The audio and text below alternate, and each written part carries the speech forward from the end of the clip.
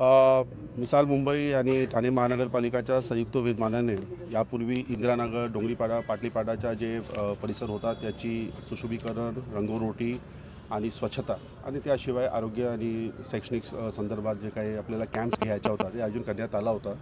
आज आपण प्रत्यक्ष रेतीबंदरच्या ह्या परिसरामध्ये आपला हेच सारखी कार्यक्रम आपण सुरू केलेला आहोत. साधारणपणे 10 ते 12 दिवस या पूर्ण परिसरामध्ये हे रंगरोटी आणि सुशोभीकरण आणि तसेच स्वच्छताच्या अनुषंगाने काम करायला वेळ लागेल. मला सांगायला आनंद होतो आहे की या भागातील सन्माननीय आमदार श्री जितेंद्र आव्हाडजी, ऋता आव्हाड मॅडम आणि सर्व सामान्य नगरसेवक, नगरसेविका आणि विशेष करून या वसाहतमध्ये राहणारा जे सर्व नागरिक आहे त्यांनी याला चांगला प्रतिसाद दिलेला आहे. 4 दिवसापूर्वी एक भेट झाली होती आणि त्या लोकांना आपण समजून पण सांगितलं होतं की नक्की काय करणार आहे. आणि मला असं वाटते की बरेच वर्षापासून हे परिसरची जी एक निसर्गाची एक सौंदर्य आहे ते कुठे ना कुठे ते दिसत नव्हता किंवा ते अट्रॅक्टिव्ह वाटत नव्हता.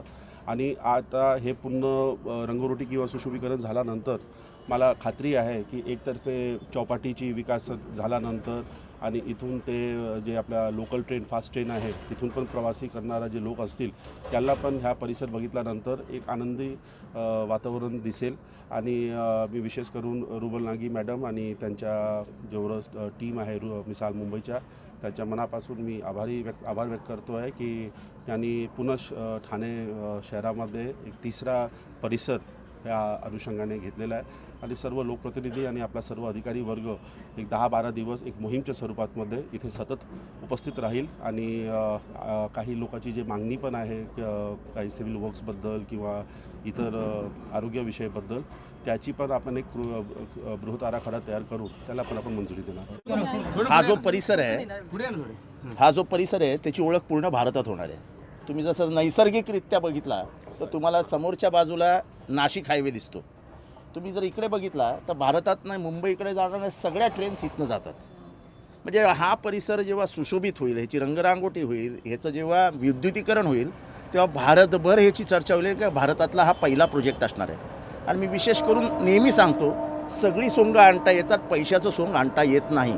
आणि म्हणून संजीव जयस्वाल यांचे आभार मानले पाहिजेत की ते उदार अंत करणारे गरिबांच्या सुखसोयींसाठी वेगवेगळ्या, आता रुबल मॅम एका NGOची प्रमुख आहे, अशा सगळ्यांना एकत्र करून मानसिकता बदलवण्याचा प्रयत्न करतात. कोणी अधिकारी इतका वरती सोडून गेलेला आजपर्यंत मी बघितलं नव्हता. एवढी काळजी की लोकांना ड्रेस द्यायचे, लोकांना ज्युपिटरमध्ये घेऊन जायचं, एवढं करताना मी कोणाला बघितलं नव्हतं. त्यांच्या तोंडावर मी स्तुती करत नाही, मी उघडपणाने बोलणारा माणूस आहे. आणि त्यामुळे मला वाटतं की ह्या परिसराचा जो बदलाव होणार आहे ह्याला कालांतराने संजीव जयस्वाल नगर म्हणावं लागेल, इतका हा सुंदर करण्यात. थाने में ये हमारा तीसरा स्लम एरिया है, तीसरा एरिया जिसमें हम काम कर रहे हैं. इनिशिएटिव का नाम है मिसाल मुंबई, जो अब मिसाल इंडिया है, क्योंकि अब हम 12-13 डिफरेंट स्टेट्स हमारे जो देश की हैं उसमें काम कर रहे हैं. और थाने में हम मिस्टर संजीव जायसवाल जो TMC के कमिश्नर हैं और पूरी TMC की टीम को थैंक यू बोलना चाहते हैं, क्योंकि इन्हीं का इनिशिएटिव था, इन्हीं का पुश था कि हमें थाने के लिए कुछ ब्यूटिफिकेशन करनी है.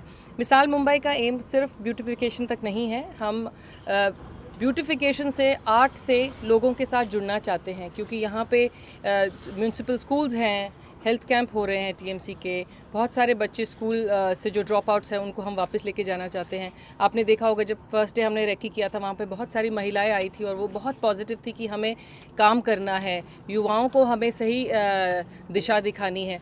तो हम मिल के अगर टीम, मेरा हमेशा ये मानना है कि अगर हम मिल के काम करें तो हम ऐसा कोई चीज़ नहीं है जो हम जिसको हम इम्पॉसिबल बोले, हम आगे कर सकते हैं. And I am very thankful to